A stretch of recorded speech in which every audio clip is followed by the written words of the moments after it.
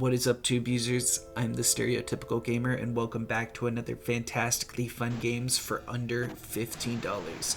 Today, we are talking about a fun little game that I completely forgot about and just recently re-stumbled upon.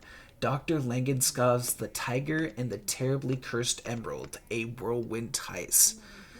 Quite a mouthful of a game, but it is a fun little game. It's free to play. You can basically finish the entire game in under 10 minutes if you're speeding through it, but if you kind of go look for everything, it takes about 30 minutes to do achievements. So it's not a huge game or anything, but it's just a really fun little game to just try out. And I just want to preface this at the start of the video. If you are a fan of the Stanley Parabola games and have not played this game, I would just recommend you stop watching and go check this game out, because it is in the same genre. I don't know if it's the same developer, but it definitely feels similar to the Stanley Parabola, and it's a great little 30-minute game that you can go try out. So definitely, if you are a fan of those games, try this game out for sure. The game you've just downloaded, But if you haven't tried the Stanley Parabola, this is a good game to kind of dive into that kind of genre. It's kind of a weird and interesting genre because there's not much to do in the game. You know, it's not like a first-person shooter where you're killing enemies. It's not like a strategy game. It's more of a narrated story where you can interact with the story in a way. I would say the best way to put it is this game is definitely more linear than Stanley Parabola, but it's like those choose your own path books we read as kids, that like you'd get to the end of a chapter and it's you have different choices and then you'd flip to that page for that choice. So it kind of feels like that in a way, in video game fashion, where there's different stuff that you can interact with and it will change the story somehow.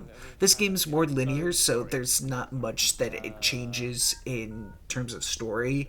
You'll get some cheeky things from the narrator of the game, but nothing else really. But it is a kind of fun story, and it's just a little goofy, and it's free. So just to again, I mean, I've just said it's free a bunch of times, but for what it's worth, it's not a lot of game, and that's why I don't think it really deserves a price tag, because you can complete it so fast, and there's not a whole lot of content to the game itself, and there's really no replayability. But just that one playthrough, it's just kind of an enjoyable walk. It's just, you kind of saunter through it and just kind of look at all the things. There's a lot of lore and stuff around, and kind of a lot of different things you can interact with that will give you certain ticks from the narrator and stuff.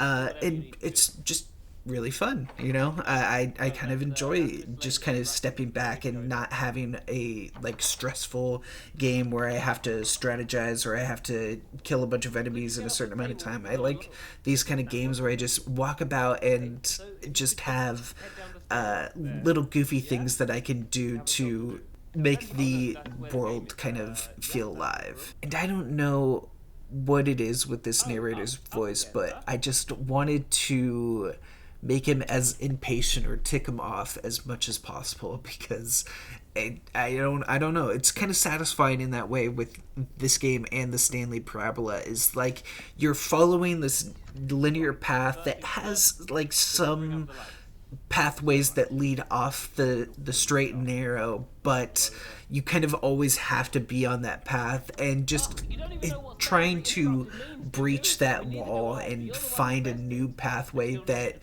isn't being guided for you is really fun, and just seeing how that plays through the story is really interesting. And I love the story premise of this game. Basically, you load into the game and you're supposed to load into Dr. Langenskov's The Terrible Tiger.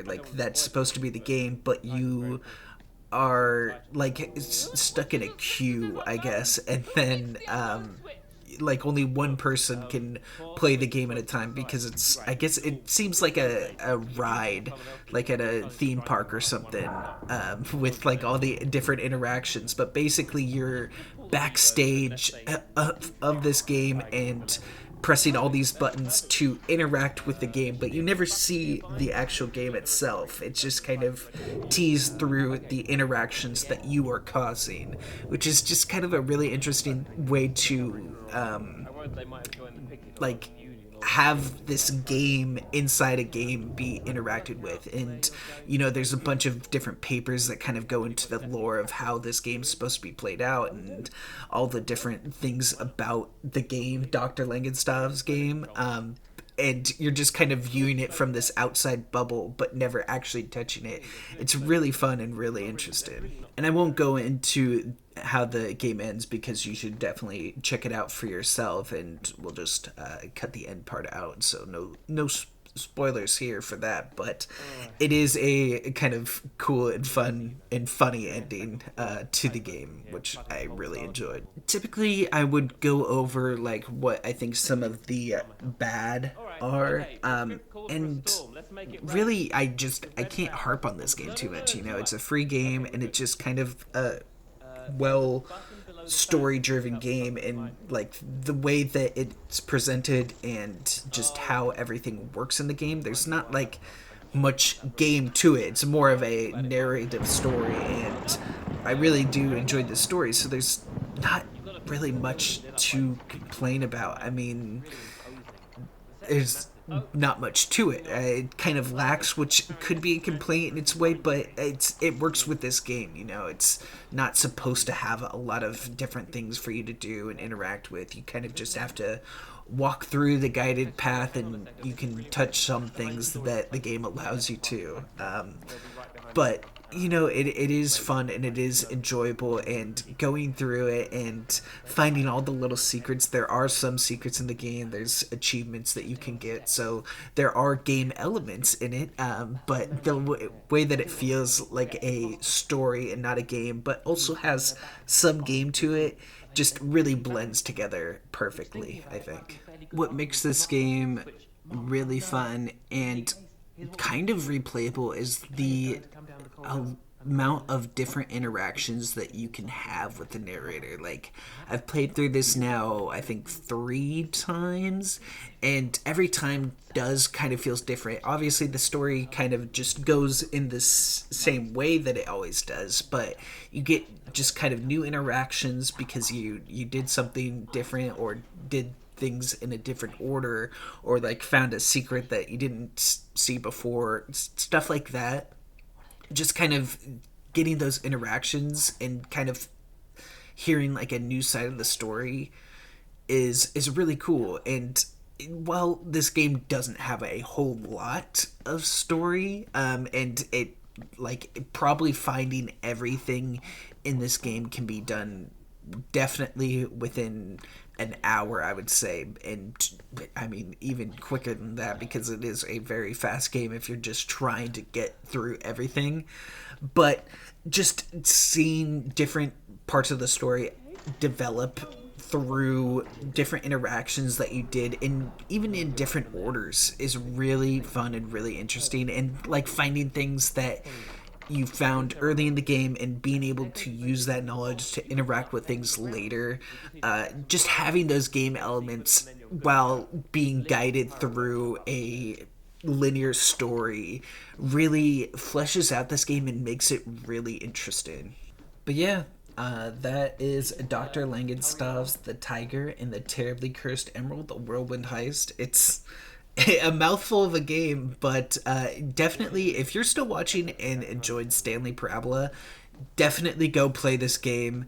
Even if you haven't, I would just say go play this game, because it is a free 30-minute story adventure that is really fun, really funny, and just a good time all around. It's just like a nice walk through the park on a nice sunny day.